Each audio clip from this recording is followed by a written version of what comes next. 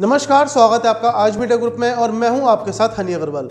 जनपद मुरादाबाद में रामगंगा बिहार स्थित प्रथमा यूपी ग्रामीण बैंक की मेन ब्रांच में आज 26 जनवरी को गणतंत्र दिवस बड़े ही हर्ष उल्लास और धूमधाम से मनाया गया। मातरम, वंदे मातरम, सुजलाम सुफलाम, मलयज शीतलाम। आपको बता दें, गणतंत्र दिवस पर बैंक के सभी पदाधिकारी और कर्मचारियों ने शहीदों को श्रद्धांजलि दी। साथ ही बैंक के चेयरमैन राकेश कुमार अरोड़ा ने वहां पर उपस्थित अधिकारी और कर्मचारियों को गणतंत्र दिवस की शुभकामनाएं देते हुए गणतंत्र दिवस का संकल्प दिलाया, जिसके बाद उन्होंने ध्वजारोहण कर करताल ध्वनि से राष्ट्रगान गाया। चेयरमैन राकेश कुमार अरोड़ा ने कहा कि हमें अपने दायित्वों को अधिकारों से ऊपर रखकर कार्य करना चाहिए, क्योंकि हमारी पहचान हमारे संविधान से है। संविधान हमें मुख्यतः स्वतंत्रता, समानता और भाईचारे के बारे में बताता है। गणतंत्र दिवस के अवसर पर चेयरमैन राकेश कुमार अरोड़ा ने कहा, आप सबको 74वें गणतंत्र दिवस की बहुत बहुत शुभकामनाएं। आज हमारा देश 74वां गणतंत्र दिवस बड़े हर्ष और उल्लास के साथ मना रहा है और आप लोगों को भी मैं देख रहा हूँ कि इतना ठंड होने के बाद भी आप सब लोग इतने इकट्ठे हुए हैं। तो एक बहुत अच्छा है कि हम सब लोग अभी भी और करना चाहिए, अपने देश के साथ प्यार करना चाहिए, अपने गणतंत्र के साथ प्यार करना चाहिए। आज ही के दिन हमारे देश में हमारा अपना संविधान लागू हुआ। 26 जनवरी को 1950 को हमारे देश का अपना संविधान लागू हुआ। हम लोग 47 में आज़ादी हो गई थी। 15 अगस्त 1947 को हमारा देश आज़ाद हो गया था, लेकिन अपना संविधान बनाने में 2 साल से भी ज़्यादा समय लगा। तो हमारे जो भी संविधान निर्माता थे, उन्होंने पूरा क्या क्या होना चाहिए, कैसे होना चाहिए, क्या प्रॉब्लम्स आएंगी, सारी विजुअलाइज की और सबका सॉल्यूशन भी डाला। इतनी उन लोगों ने अथक परिश्रम की, इतनी मेहनत की, तब जाके हमें इतना सुंदर संविधान उन्होंने दिया। आज हम सब लोग अपने हिसाब से रह सकते हैं, अपने हिसाब से अपना कोई भी त्यौहार मना सकते हैं। हर धर्म, हर जाति के लोगों को पूरा सम्मान हमारे संविधान ने दिया है। साथियों, आज का दिन हमें अपने शहीदों को भी याद करना है, जिनकी कुर्बानी से, जिनके बलिदान से हम लोगों को स्वतंत्रता मिली। स्वतंत्रता हमारी जो आर्थिक स्वतंत्रता नहीं ज़्यादा मुश्किल काम था, क्योंकि अगर आप इतिहास को उठा के देखें तो भारत को कभी सोने की चिड़िया कहा जाता था। हमारी जीडीपी वर्ल्ड में सबसे ज़्यादा थी। भारत की अकेले जीडीपी पूरे वर्ल्ड का अनडिवाइडेड इंडिया के 25% के आसपास थे, जो लगातार घटती चली गई। जब से अंग्रेज़ों का शासन शुरू हुआ, उन्होंने हमारे रिसोर्सेज का दोहन शुरू कर दिया और हमको बिल्कुल हमारे देश में जितना भी इकोनॉमी थी सब हमारी ऑलमोस्ट डिस्ट्रॉय कर दी। तो हमारे लिए अब डबल मेहनत है। हमें जो है, जो पुराने अपने स्वर्णिम युग में पहुंचना है, पुनः सोने की चिड़िया अगर भारत को कहलाना है, तो हमें बहुत मेहनत करनी पड़ेगी हमें। और अभी अगर हम देखें पिछले कुछ सालों से या आज़ादी के बाद, हम लोग थोड़ा सा हमारा जीडीपी में शेयर बढ़ा है। आज भी हम लोग 60% के करीब हमारा शेयर हो गया है, जो कभी 25% होता था। आज भी आप देखिए कि हमारे जो पुराने, आप साउथ में मंदिरों में देख लीजिए कितना सोना है। और गुजरात में आप देखिए मंदिर को कितनी बार लूटा गया सिर्फ पैसे के लिए, सोने के लिए।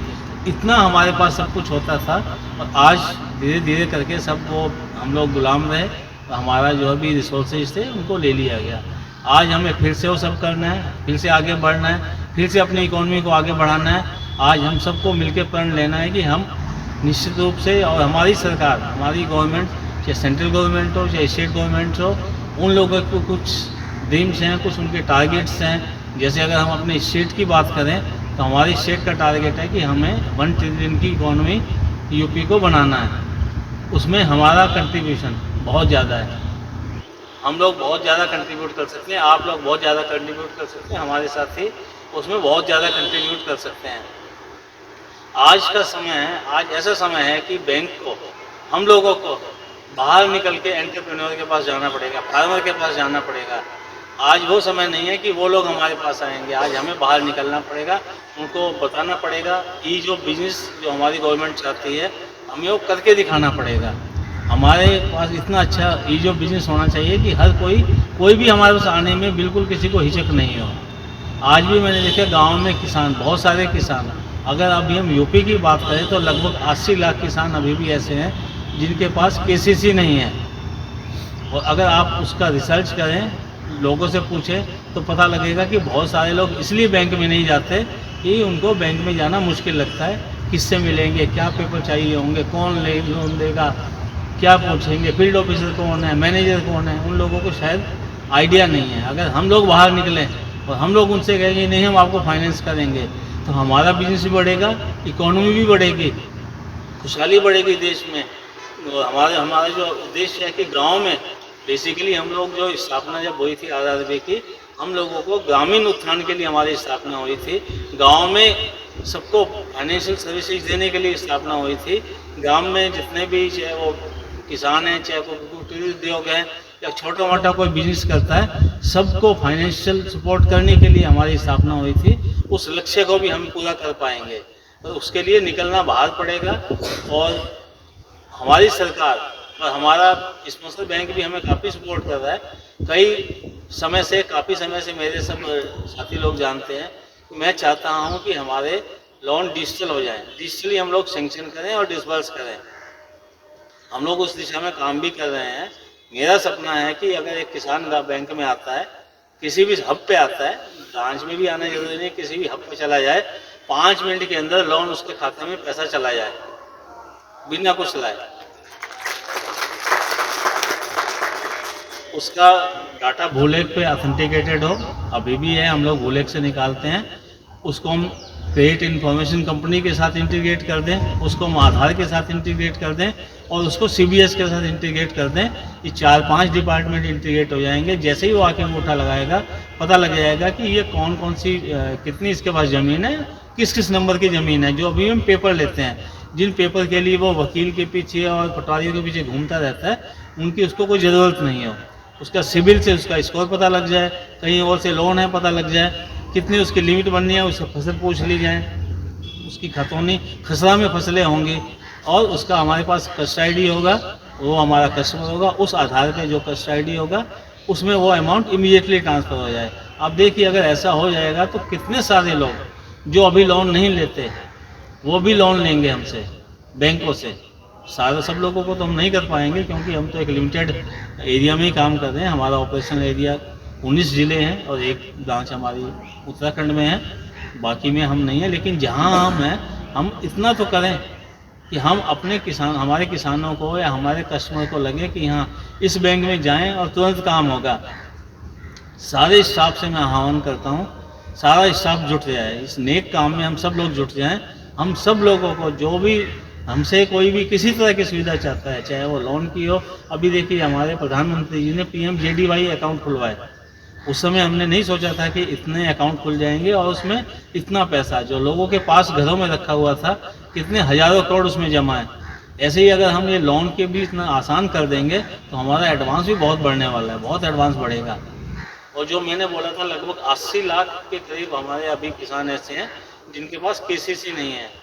इसके अलावा भी जिनके पास KCC है वो भी अवेल नहीं करते। बहुत सारे लोग लिमिट बनवा लिए, अवेल नहीं करते। उनको भी हम समझाएं, उनको भी बताएं। और उनमें से बहुत सारे ऐसे भी होंगे जो इसलिए अवेल नहीं करते हैं कि बैंक में जाएंगे तो आज फील्ड ऑफिसर नहीं है, आज ये नहीं है, या ये पेपर लेके आओ, वो पेपर लेके आओ। बिल्कुल किसी को कोई अननेसेसरी पेपर नहीं लेना, जो ज़रूरी पेपर है वही लेने हैं। रिन्यूअल में जो हम कहते हैं कुछ नहीं लेना। कई ब्रांचेज में अगर ऐसा होता है तो सभी लोग हमारे इंश्योर करें कि ये जो डूइंग बिजनेस जो मैंने पहले बोला है उसका आराम से काम, लोन हो या डिपॉजिट हो, आराम से होना चाहिए। आप लोग करके देखिए, आपको कहीं बाहर जाने की ज़रूरत नहीं पड़ेगी और हमारा नाम भी होगा, आपकी ब्रांच का नाम भी होगा, बैंक का भी होगा और सब लोग आगे भी बढ़ेंगे। ब्रांच आगे बढ़ेगी, स्टाफ भी आगे बढ़ेगा। अगर बिजनेस बढ़ेगा तो स्टाफ का भी प्रमोशन होगा, सब आगे बढ़ेंगे। तो जो हमसे उम्मीद की गई है कि हमें इकोनॉमी को आगे बढ़ाना है, अपने देश को आगे बढ़ाना है, सबको मिलकर साथ लेके चलना है, उस दिशा में हम सब लोग आगे बढ़ें। हम सब लोग गणतंत्र दिवस को खुशी से मनाएं, धूमधाम से मनाएं। हर साल मनाते हैं, अभी भी मनाएंगे, आज भी मनाएंगे, आगे भी मनाएं।